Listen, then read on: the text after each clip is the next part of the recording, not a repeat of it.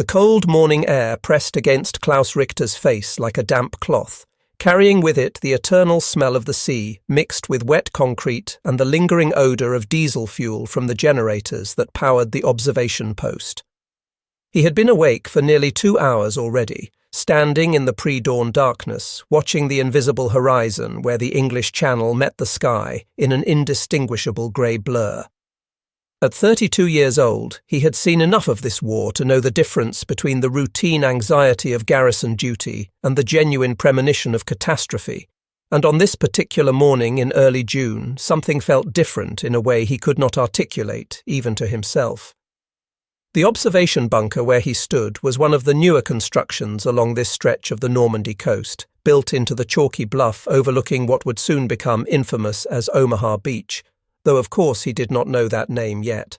The bunker itself was a testament to German engineering, thick reinforced concrete walls that could withstand anything short of a direct hit from a battleship's main guns, with narrow observation slits that gave a commanding view of the coastline for miles in either direction. Inside, the air was stale and smelled of mildew and unwashed men, the result of too many bodies spending too many hours in an enclosed space that had inadequate ventilation despite its technical sophistication. Richter had requested better air circulation systems months ago, but like so many of his requests, it had disappeared into the bureaucratic maze of the Wehrmacht's supply system and never been heard from again. He raised the heavy Zeiss binoculars to his eyes for what must have been the 100th time that morning, scanning the horizon with the methodical precision of a man who had done this exact same thing every morning for the past 8 months. The binoculars were excellent, probably the best piece of equipment his entire battery possessed, worth more than a month of his salary, with optics so clear that on a good day he could make out individual seabirds riding the swells 5 kilometres offshore. This morning, however, the visibility was poor, a combination of the residual mist from the storm that had blown through the previous day and the natural haze that seemed to perpetually hang over the channel during the early morning hours before the sun burned it away. Behind him in the bunker, he could hear the quiet sounds of his men beginning to stir, the muted conversations conducted in whispers so as not to disturb those still sleeping, the rattle of mess kits being prepared for the morning meal, the eternal scraping sound of someone trying to get a decent flame from a temperamental lighter. His battery consisted of 4 heavy artillery pieces, massive guns that required a crew of 8 men each to operate at full efficiency, plus the support personnel, the observers, the communications specialists, the mechanics who kept the mechanical fire control systems operational. In total, he commanded just over 60 men, a mixed group that reflected the reality of the German army in the West in the spring of 1944. There were the veterans like himself, men who had survived the meat grinder of the Eastern Front and been rotated west for what was supposed to be a quieter posting, a chance to recover from the trauma of fighting the Soviets in conditions that had tested the limits of human endurance. These men were professionals, skilled at their craft, but they carried with them a bone-deep weariness that no amount of rest seemed to cure. Then there were the older reservists, men in their late 30s and 40s who had fought in the previous war and been recalled to service, solid enough soldiers but lacking the physical stamina of younger men. And finally, there were the boys, teenagers really, some as young as 17, fresh from training camps where they had been filled with propaganda about the invincibility of the Reich and the certainty of final victory, naive in a way that would have been charming if it were not so tragic given what Richter suspected was coming. He had done his best to prepare them, drilling them relentlessly on their firing procedures, making them practice their responses to every conceivable scenario until they could execute the basic tasks in their sleep.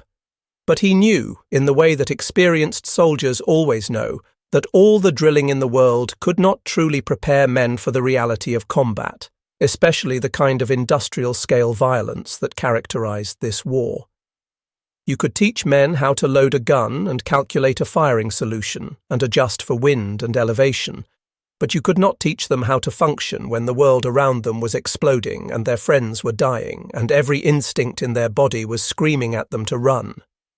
The Eastern Front had taught him that lesson thoroughly. He had learned it in the frozen hell outside Stalingrad, where he had watched an entire army die slowly of hunger and cold and Soviet artillery, ground down not by brilliant tactics but by sheer relentless pressure applied without mercy or pause. He had learned it again during the retreat from the Caucasus, fighting desperate rearguard actions against an enemy that seemed to have infinite reserves of men and material, always one more division to throw into the line when the previous one had been destroyed. The experience had left him with a profound understanding of what industrial warfare really meant, the way that production capacity and logistics could matter more than courage or training or tactical brilliance. That understanding was why he felt such unease on this particular morning. The Atlantic Wall, which was supposed to make the coast of Europe impregnable, was in his professional opinion more of a propaganda exercise than a genuine military obstacle. Yes, there were impressive fortifications in some places, massive concrete bunkers housing heavy guns, elaborate networks of trenches and obstacles, fields sown thick with mines. But there were also huge gaps in the defences, sections where the fortifications existed only on paper, places where a determined attacker could break through with relative ease if they picked the right spot and had enough force to exploit the breakthrough. The High Command seemed to believe that the main invasion would come at Pas-de-Calais, the narrowest point of the Channel, where the distance from England to France was barely 30 kilometres.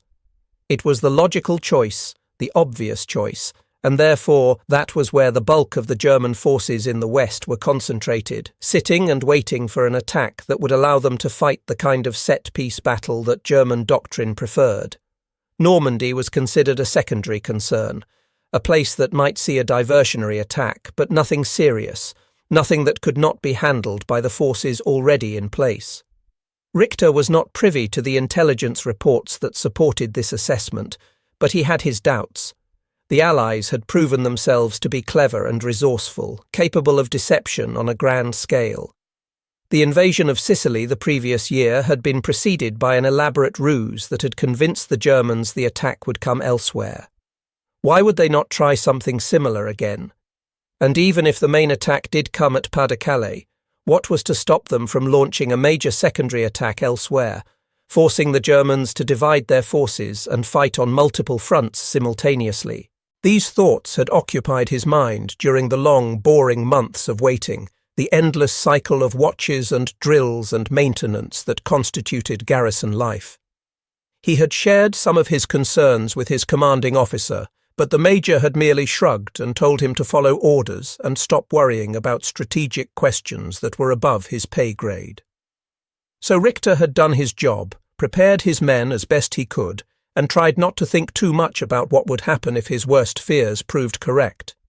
The storm that had blown in on the 5th of June had been fierce, bringing high winds and heavy seas that made any kind of amphibious operation seem impossible.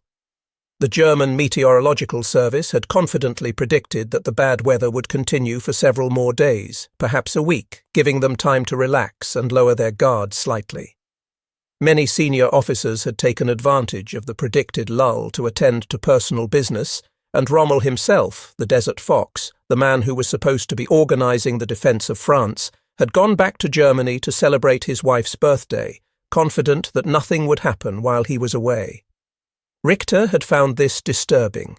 Yes, the weather was bad, but it was improving, and the Allies had shown a willingness to take risks that German commanders would never consider. What if they decided that the weather was good enough, that the advantage of surprise was worth the additional risk of launching an invasion in marginal conditions? But again, he was just an Oberleutnant commanding an artillery battery, and his opinion on such matters carried no weight with anyone who mattered. So here he stood on the morning of the 6th of June, scanning the horizon through his binoculars, while behind him his men prepared for another routine day of waiting. The mist was beginning to thin slightly as the sun rose somewhere behind the overcast sky, and visibility was improving incrementally, allowing him to see perhaps a kilometre further than he had been able to see 15 minutes earlier. He swept the binoculars slowly from left to right, covering his assigned sector of observation with the methodical thoroughness that had become second nature after months of repetition. And that was when he saw it. Just a hint at first, a smudge on the horizon that might have been a cloud bank or a trick of the light or a flaw in the optics of his binoculars. He blinked, adjusted the focus slightly, and looked again. The smudge was still there, and it seemed to be getting darker, more defined, spreading across a wider section of the horizon than any natural phenomenon should occupy. His heartbeat, which had been slow and steady with the rhythm of a man half asleep on his feet, suddenly accelerated, pounding in his chest with a force that made him aware of every pulse. He twisted the focus knob with fingers that had begun to tremble slightly, bringing the image into sharper resolution, and felt the bottom drop out of his stomach as his brain finally processed what his eyes were seeing. Ships. Not one ship, not a patrol of a few ships, but ships beyond counting, a mass of dark shapes that seemed to cover the entire visible horizon from one end to the other. He swept the binoculars left, and there were more ships. He swept them right, and there were still more ships. Everywhere he looked, the sea had transformed from an empty grey expanse into a solid mass of steel and iron, a fleet so vast that it seemed to defy the laws of nature. For several seconds, perhaps as long as half a minute, Richter simply stood there frozen, unable to move or speak or think, his mind refusing to accept the evidence of his eyes because the scale of what he was seeing was too enormous to be real. This could not be happening. Fleets of this size did not exist. No nation on Earth possessed the resources to assemble this many ships in one place. It had to be a hallucination, a trick of the morning mist, something his tired brain had conjured from the anxiety of too many sleepless nights. But the image did not waver or disappear. As the light continued to improve and the mist continued to thin, the fleet only became more distinct, more obviously real, more impossibly vast. He could begin to make out individual types of vessels now, his training allowing him to identify the major classifications even at this distance. Those massive silhouettes on the horizon were battleships, the largest warships afloat, mounting guns that could hurl shells weighing as much as a small car over distances of 20 kilometers or more. Grouped around them were cruisers, smaller but still formidable, and swarms of destroyers, sleek and dangerous, moving through the formation like sheepdogs herding a flock. But it was the smaller craft that truly drove home the enormity of what he was witnessing. Landing ships of every description, ranging from large LSTS capable of carrying dozens of tanks down to small assault craft designed to put a squad of infantry on the beach, all of them packed so tightly together that in some places there seemed to be barely enough room between vessels for the water to show through. He tried to estimate numbers, his artillery training having given him a good sense of how to judge the size of formations at a distance, but after reaching several hundred, he gave up. There were too many. The mind simply could not hold a count that large. His hands, still gripping the binoculars with white-knuckled intensity, had begun to shake noticeably. He forced himself to take a deep breath, then another, trying to calm the surge of adrenaline that was flooding his system and making it difficult to think clearly. He needed to report this. The chain of command needed to know. But even as that thought formed, another part of his mind was already wondering if anyone would believe him. How could he possibly describe what he was seeing in a way that would convey the reality of it? How could mere words capture the sight of an entire ocean transformed into a carpet of warships? He lowered the binoculars and turned toward the communications station at the back of the bunker, where a sleepy-looking corporal was monitoring the field telephone that connected them to regimental headquarters. The young man looked up as Richter approached, his expression shifting from boredom to concern as he saw whatever was showing on his commander's face. Richter grabbed the handset from its cradle and cranked the handle to signal the exchange, his mind racing as he tried to formulate his report into something coherent. The connection went through after a few seconds, and a tired voice on the other end identified himself as the duty officer at regimental headquarters. Richter took another deep breath and began to speak, trying to keep his voice steady and professional despite the tremor he could hear in it. He identified himself and his position, then delivered the news as simply and directly as he could manage. There were ships in the channel. Many ships. The invasion fleet. It was here. Now. The response was exactly what he had feared. The duty officer's voice took on a tone of polite skepticism, the tone of a man humouring someone he suspected of exaggerating or panicking over nothing. There had been reports of some naval activity, yes, and there were paratroopers landing inland, but the sea conditions were still too rough for a major amphibious operation. The meteorological reports were quite clear on that point. Perhaps what Richter was seeing was a coastal patrol or a convoy that had strayed off course. He should continue to observe and report any developments, but there was no need for alarm. Richter felt a surge of frustration so intense it almost choked him. No need for alarm. The man on the other end of the phone was sitting in a comfortable headquarters building somewhere inland, looking at weather reports and intelligence summaries and coloured pins on a map, and he was telling someone who was actually looking at the invasion fleet with his own eyes that there was no need for alarm. He wanted to scream, to reach through the phone line and grab the duty officer by the throat and drag him up to this observation post and force him to look at what was coming. But that would accomplish nothing except get him arrested for insubordination. Instead, he tried again, speaking slowly and clearly, emphasizing each word. He explained that he was not talking about a few ships or a coastal patrol. He was talking about thousands of vessels, from horizon to horizon, the largest fleet anyone had ever assembled in the history of warfare. This was not a raid or a feint. This was the invasion, the main event, everything they had been preparing for and dreading for the past 2 years. The Atlantic Wall was about to be tested, and from what he could see, it was going to fail that test catastrophically. There was a longer pause this time, and when the duty officer spoke again, his tone had shifted slightly, some of the certainty replaced by uncertainty. He promised to pass the report up the chain of command and suggested that Richter should try to get a more accurate count of the vessels and their types.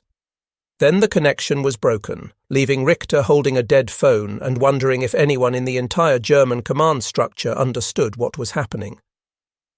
He slammed the handset back into its cradle with enough force to make the corporal manning the communications station flinch, then turned and strode back to the observation slit. By now, his activity had attracted the attention of his men, and several of them had gathered near the front of the bunker, trying to see what had agitated their commander. Richter did not say anything, merely stepped aside and gestured toward the observation slit, inviting them to look for themselves. The first man to peer out was a sergeant named Müller, a veteran from the east who had fought at Kursk and survived the retreat from Ukraine, a solid professional who did not rattle easily. Müller raised his own binoculars, took one look at the horizon, and went absolutely still for several long seconds. Then he lowered the binoculars slowly, turned to look at Richter with an expression of stunned disbelief, and said in a voice barely above a whisper that they were all going to die. It was a sentiment that Richter could not argue with, but he pushed it aside and focused on the immediate necessities. His battery needed to be brought to full alert and prepared for action. The guns needed to be manned and ready to fire at a moment's notice. He began issuing orders in a rapid stream, his voice cutting through the growing babble of frightened conversation as more and more of his men crowded forward to catch a glimpse of the approaching fleet. The sergeants took up the orders and began organising the chaos, getting men to their posts, checking that ammunition was properly stored and ready for use, ensuring that all the systems were functional. Richter returned to the observation slit and resumed his study of the fleet, trying to make sense of the formation and identify priorities for targeting. The battleships were the obvious first choice, but they were also the furthest away and the hardest to hit, and his guns, while powerful, did not have the range to engage targets at that distance. The destroyers were closer but moving constantly, making them difficult targets. The landing craft were numerous and vulnerable, but there were so many of them that destroying a few would make no meaningful difference to the overall operation. As he watched, the fleet began to execute some kind of coordinated maneuver, the larger ships moving into what he recognized as a bombardment formation, while the landing craft began to form up into organized waves. The precision of it was remarkable, thousands of vessels all moving in concert, all responding to some central coordination that allowed them to function as a single integrated system rather than a chaotic mob. It spoke to a level of training and organization that impressed even as it terrified him. He tried to imagine what it must be like on the other side, on those ships, and found it difficult. Were the Allied soldiers as frightened as his own men? Were they having the same thoughts about the futility of what they were about to attempt? Or did they have confidence in their massive numerical advantage, secure in the knowledge that they represented an industrial power so vast that defeat was simply not a realistic possibility? He suspected the latter, and that suspicion brought with it a wave of bitter resentment. This was not how wars were supposed to be fought. Wars were supposed to be contests of skill and courage and tactical brilliance, where the better soldiers and the better commanders could overcome numerical disadvantages through superior training and morale. But this was not that kind of war. This was something new and terrible, a kind of warfare where victory went to whichever side could produce more tanks and planes and ships, where battles were won in factories thousands of kilometers from the front lines by workers who would never see combat. Germany had tried to compete on those terms and had discovered that it could not. The numbers were simply too stark, too overwhelming. American industrial output alone exceeded that of Germany, Japan, and Italy combined, and that was before you added in British and Soviet production. The Allies could afford to waste resources on a scale that would bankrupt any Axis power. They could afford to lose ships and planes and tanks because they could replace them faster than they could be destroyed. Germany could not. Every panzer knocked out was a loss that took weeks or months to replace. Every fighter shot down was one less aircraft to defend the Reich. Richter had seen the production reports that circulated among officers, documents that were supposed to be encouraging but actually told a story of industrial inadequacy. In the entire year of 1943, Germany had produced approximately 6,000 tanks of all types. The Americans, in that same year, had produced nearly 30,000, and they were increasing that output in 1944. The disparity in aircraft production was even worse. Germany was building perhaps 1,000 fighters per month at its peak. The Americans and British together were building several times that number, and they were doing it while also maintaining massive bomber fleets that Germany could not match. The little man in Berlin with the ridiculous moustache, the former corporal who now styled himself as the supreme leader of the German people, had promised that willpower and racial superiority would overcome these material disadvantages. He had promised that the Aryan spirit would triumph over the mongrel democracies of the West and the Slavic hordes of the East. But willpower could not stop a bomb. Racial superiority did not make artillery shells miss their targets. Ideology was worthless when the enemy could simply drown you in steel and explosives. These were dangerous thoughts, the kind that could get a man arrested by the Gestapo if he voiced them aloud, but Richter could not help thinking them as he watched the approaching armada. This invasion was not a battle, it was a demonstration. It was the Allies showing Germany exactly what it meant to fight an industrial superpower, to go to war against nations that could convert their entire peacetime economies into war machines without even straining themselves. The United States had not rationed food to anywhere near the degree that Germany had. American civilians were living better during the war than most Germans had lived before it. And yet they were producing this impossible fleet, this armada that looked like something from a fantasy. The sun was fully up now, though still hidden behind the overcast sky, and the visibility had improved to the point where Richter could see individual sailors moving on the decks of some of the closer ships. He could see the wake patterns of the destroyers as they maneuvered into position. He could see, far in the distance, the first flights of aircraft beginning to appear, swarms of fighters and bombers that would provide air cover for the invasion and subject his positions to attack from above as well as from the sea. Where was the Luftwaffe? Where were the fighter wings that were supposed to contest Allied air superiority and prevent exactly this kind of massed aerial assault? The answer, of course, was that they barely existed anymore. Years of attrition had ground down the German Air Force to a shadow of its former self. What planes remained were concentrated over Germany proper, defending the cities from the round-the-clock bombing campaign that was systematically destroying German industry. There were no significant air assets available to defend France, and even if there had been, they would have been overwhelmed by the sheer weight of Allied numbers. The phone rang again, startling him out of his dark thoughts. He grabbed it and identified himself, and this time the voice on the other end was his regimental commander, a major named Eismann, who Richter had always respected as a competent if unimaginative officer. Eismann sounded harried and stressed, speaking quickly and demanding to know exactly what Richter was seeing. Richter repeated his earlier report, adding more detail now that he had had time to study the fleet more carefully. He estimated at least several thousand vessels, possibly more, including multiple battleships and dozens of destroyers, with the main body of landing craft beginning to move toward the shore. Eismann swore, a rare lapse in professional demeanour that told Richter more about the situation than any amount of tactical discussion. The Major explained that reports were coming in from all along the coast, similar sightings of massive naval forces, and that the High Command was finally beginning to understand that this was not a diversion or a feint, but the real thing, the long-anticipated invasion. Orders were being issued to move reserves forward and to prepare for a major defensive battle, but Eismann's tone suggested he had little confidence that these measures would be sufficient. Then came the order that Richter had been waiting for. His battery was authorized to engage enemy shipping at will. He was to target landing craft and smaller vessels first, attempting to disrupt the landing operations and cause as many casualties as possible during the vulnerable approach phase. The battleships and larger warships were to be avoided unless they came within effective range, as engaging them would be a waste of ammunition that could be better used against softer targets. Richter acknowledged the order and hung up the phone, then turned to begin organizing his battery for action.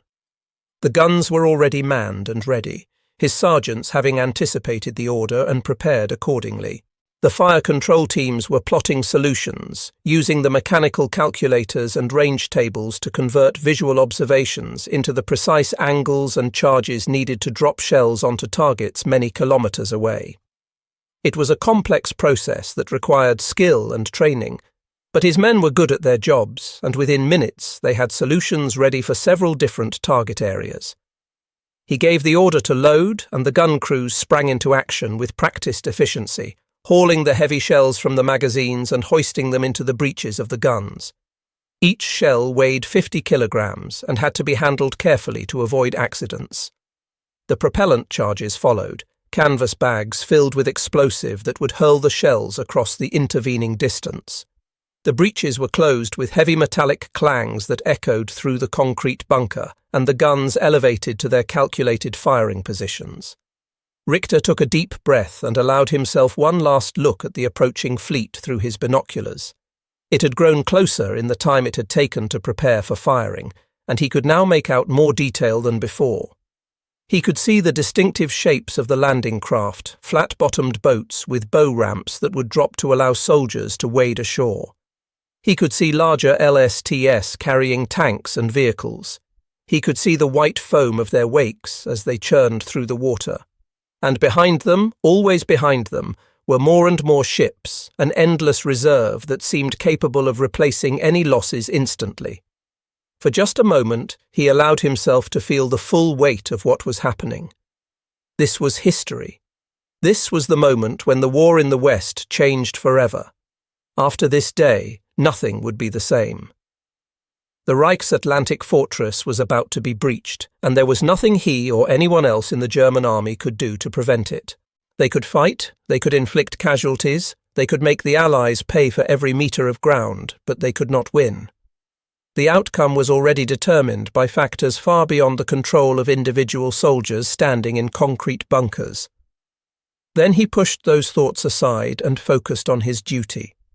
He was a soldier. He had orders. And even if those orders were ultimately pointless, even if the battle was already lost before it began, he would do his job to the best of his ability. That was what soldiers did. He raised his hand, held it aloft for a moment to ensure everyone was ready, then brought it down sharply as he shouted the command to fire. The world erupted into noise and violence. The first gun fired with a concussion that shook the entire bunker, a massive boom that made his ears ring despite the protection of the thick concrete walls. A fraction of a second later, the second gun fired, then the third and fourth in rapid succession. Through the observation slit, he could see the muzzle flashes, brilliant orange-yellow flowers of flame that bloomed for an instant before being snatched away by the wind. He watched through his binoculars as the shells arced out over the water, invisible in flight but betrayed by the faint smoke trails they left behind. The first salvo fell short, raising tall columns of water several hundred meters from the nearest landing craft. His fire control team immediately began calling corrections, adjusting for the fall of shot, and the guns were reloaded with frantic speed. The second salvo was closer, straddling a group of landing craft and causing them to take evasive maneuvers. The third salvo scored a hit, a direct strike on what looked like a smaller landing craft that exploded in a burst of smoke and debris. His men cheered, a brief moment of elation at having struck the enemy, and Richter felt a surge of professional pride. His battery was performing well, executing their drills under combat conditions and proving that their training had been effective. But even as he felt that pride, the rational part of his mind was already noting that they had destroyed one vessel out of thousands, that the gap in the formation was already closing, that the endless stream of landing craft simply absorbed the loss and continued forward without pause. The guns continued to fire, settling into a steady rhythm, shell after shell being hurled out toward the approaching invasion fleet. His ammunition reserves would not last long at this rate of fire, perhaps an hour of continuous shooting before they ran dry, but he put that concern aside and focused on making every shot count. They scored several more hits over the next few minutes, enough to make him think that maybe, just maybe, they could actually make a difference. And then the Allied fleet replied, and Richter discovered what it meant to be on the receiving end of naval gunfire. He saw the flashes first, brilliant points of light appearing on the hulls of the distant battleships and cruisers, silent at this distance, but unmistakable in their meaning. He had perhaps 5 seconds to register what he was seeing before the first shells arrived, and in that brief window his mind had time to calculate distances and trajectories, and realize with perfect clarity that his battery was about to experience something far worse than anything his guns could dish out. The shells did not make a whistling sound like in the movies.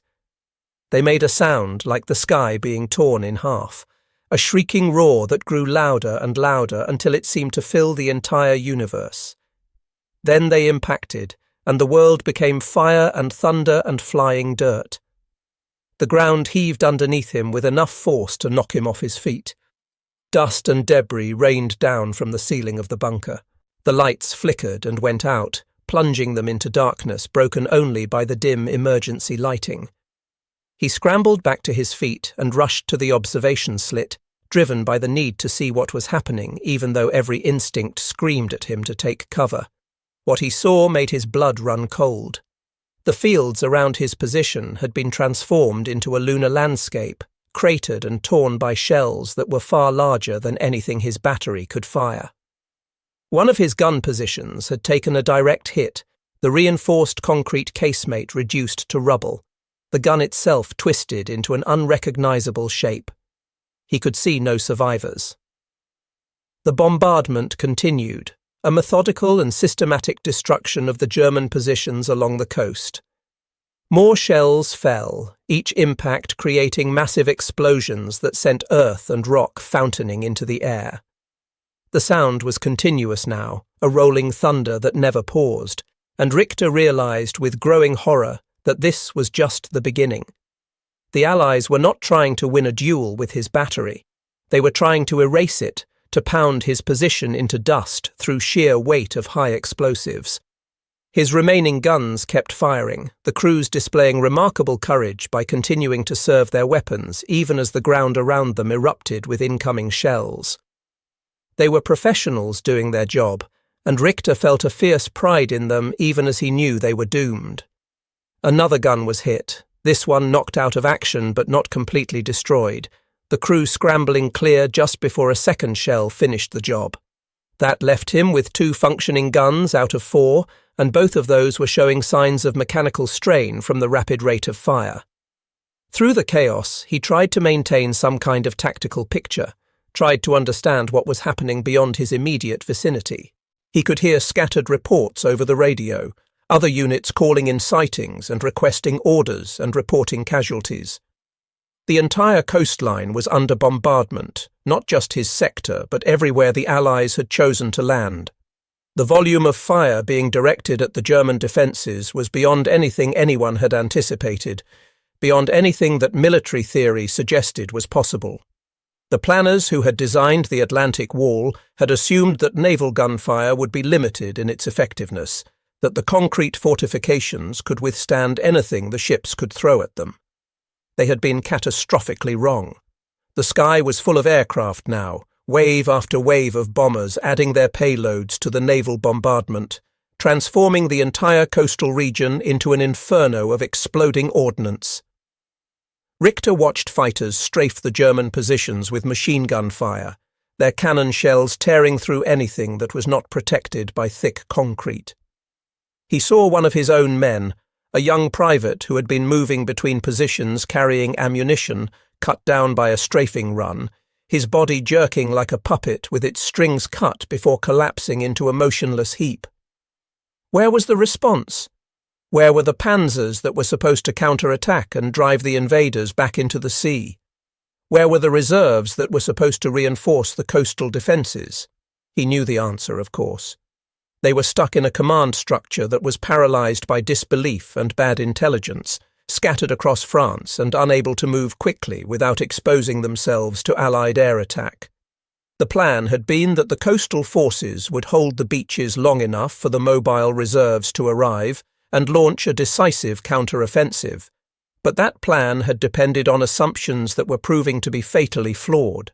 His remaining guns continued their duel with the invasion fleet, and Richter watched through his binoculars as they scored another hit, this time on what looked like an American destroyer that was moving close to shore to provide direct fire support for the landing forces. The shell struck somewhere near the waterline, and he saw a flash of fire and a gout of black smoke rising from the vessel. For a moment, he felt a savage satisfaction, thinking they had actually managed to sink one of the major warships, but then he saw the destroyer still moving, still firing, clearly damaged, but far from destroyed. Later, he would learn that this was likely the USS Corrie, which had indeed been hit by coastal artillery, though it may have also struck a mine. The ship would sink, but not before accomplishing its mission. But that small victory was meaningless in the larger context. One destroyer damaged or destroyed made no difference when there were hundreds of other ships ready to take its place. The Allied fleet was like some kind of mythological hydra, impossible to kill because destroying one part of it accomplished nothing when the whole was so vast. His guns could fire until they melted down from the heat, could destroy 100 ships, and it would not matter because there would still be 1,000 more. The naval bombardment intensified, if such a thing was even possible, and Richter felt the bunker shake with impacts that came closer and closer to his position. He knew it was only a matter of time before they took a direct hit, and when that happened, the bunker's armour would mean nothing against shells designed to penetrate battleship plate. He considered ordering an evacuation, getting his men out of the bunker and into the field where they might have a better chance of survival, but he dismissed the thought almost immediately. The fields were being subjected to bombardment that was even more intense than what was hitting the fortified positions, and besides, he still had functioning guns and ammunition, and as long as that was true, he had a duty to keep fighting. The light was growing brighter now, the sun beginning to break through the overcast, and in the improved visibility, Richter could see the first wave of landing craft approaching the beach. The moment he had been dreading, the moment when this abstract naval battle became a concrete struggle for ground, was arriving. He could see the distinctive shapes of the American Higgins boats, their flat fronts designed to beach themselves and drop their bow ramps to discharge their cargo of soldiers. Behind them came larger craft carrying tanks and artillery, and he knew that once those vehicles got ashore, the defensive position would become completely untenable. The German machine gun positions along the beach opened fire, and Richter could hear the chatter of the MG-42s, even over the ongoing bombardment, that distinctive sound that had earned them the nickname Hitler's buzzsaw among Allied troops. The guns were brutally effective, firing at such a high rate that the individual shots blended into a continuous roar, and he could see through his binoculars the terrible effect they were having on the soldiers trying to exit the landing craft. The water around the boats was churning white with impacts, and he could see bodies falling, men cut down before they even reached the beach. For a few minutes, it seemed like the defences might actually hold. The Americans were taking horrific casualties, pinned down in the surf and unable to advance against the weight of fire coming from the German positions. This was Omaha Beach, and it would earn its reputation as the bloodiest of the landing sites, the place where the invasion came closest to actually failing. Richter felt a grim hope stirring in his chest, the irrational thought that maybe, against all odds, they could actually stop this. But then the Allied destroyers did something that military doctrine said they should never do. They steamed directly toward the shore, closing to ranges that put them at risk of grounding, some of them pushing so close to the beach that we were in danger of running aground. And from those suicidal positions, they opened fire on the German fortifications at point-blank range, their 5-inch guns hammering the bunkers and pillboxes with shell after shell, providing the kind of close fire support that was turning the tide of the battle. Richter watched in horrified fascination as the naval gunfire systematically destroyed one German position after another. A bunker that had been pouring machine gun fire into the landing forces would suddenly explode as a naval shell found its firing slit. A mortar pit would disappear in a cloud of smoke and debris. The carefully prepared fields of fire were being disrupted by explosions that threw up curtains of dirt and rock, creating dead zones where the defenders could no longer see their targets. And while the destroyers were demolishing the fortifications, strange new machines were appearing on the beach.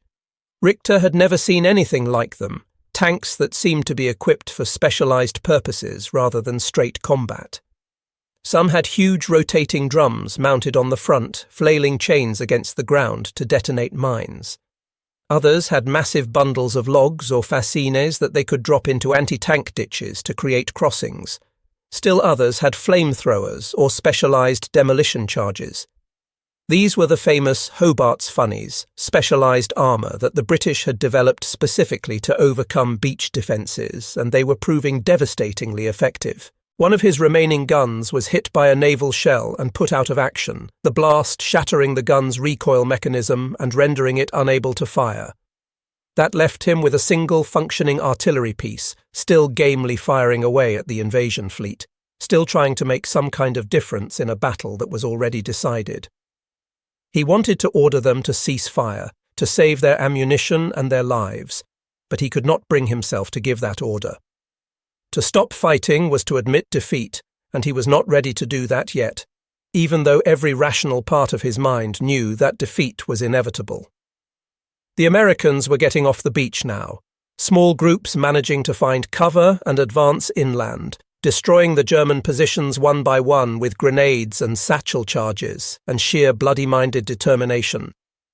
Richter could see combat engineers blowing gaps in the wire obstacles, infantry squads providing covering fire while others advanced, the slow but inexorable process of reducing a fortified position through combined arms tactics.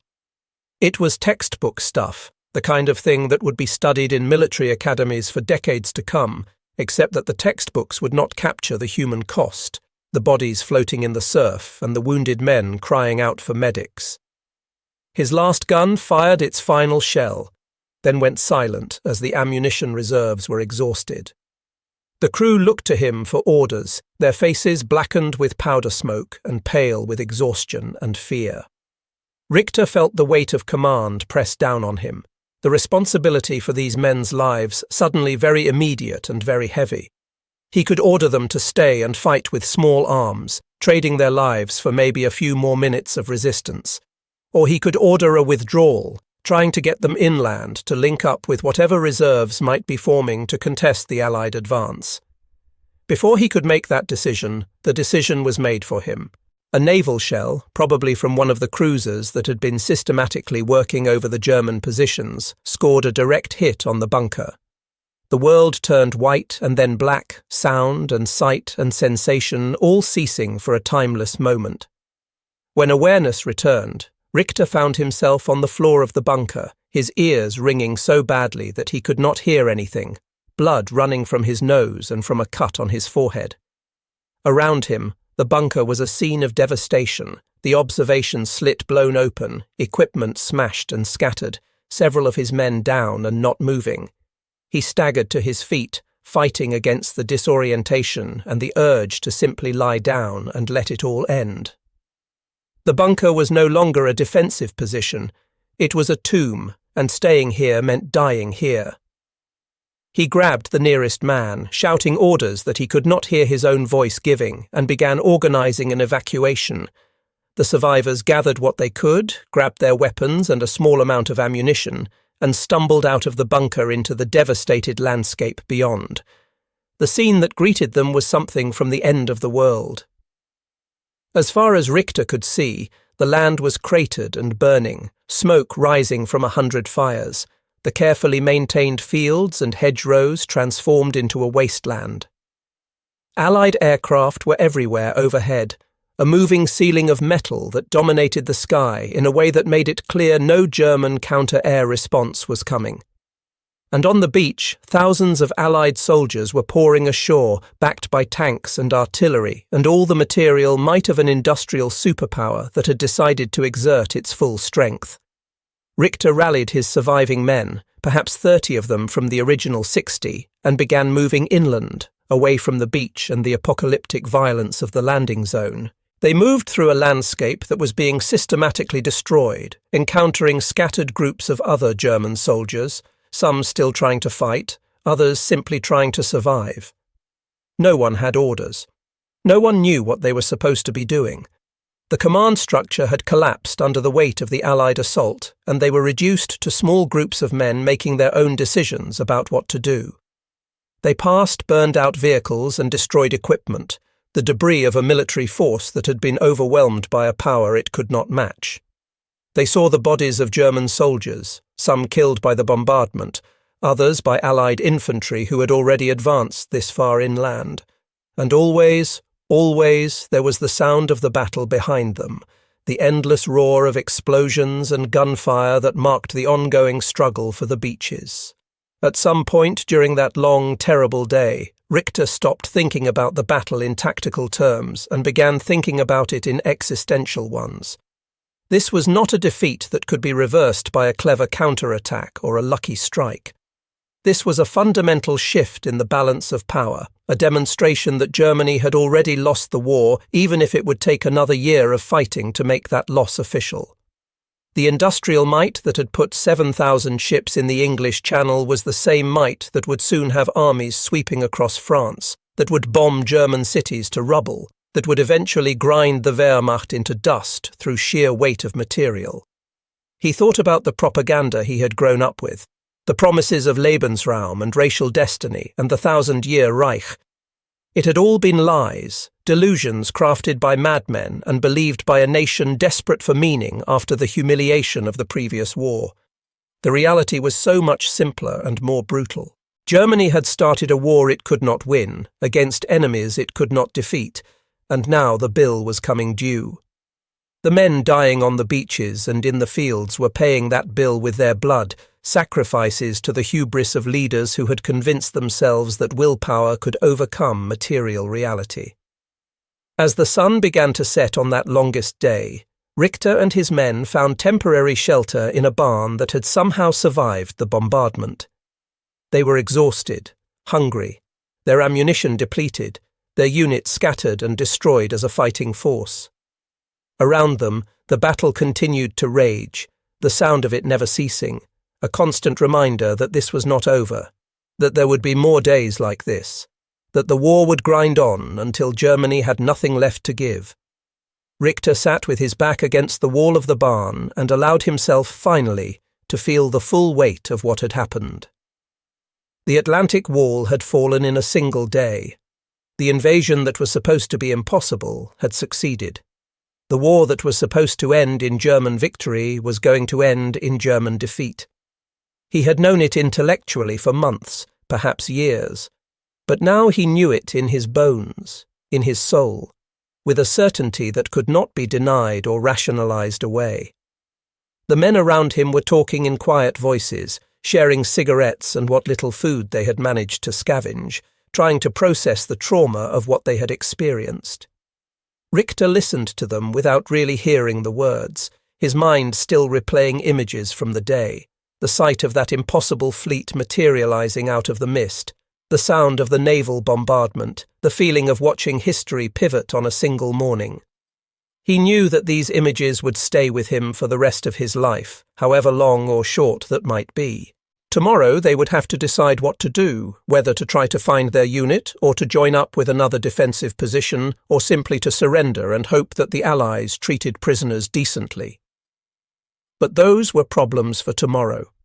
Tonight he just sat in the growing darkness and thought about the morning when he had looked through his binoculars and seen the future arriving in the form of 7,000 ships, and he had known with absolute certainty that the Reich he had served was about to drown in a tide of steel that it had no hope of turning back.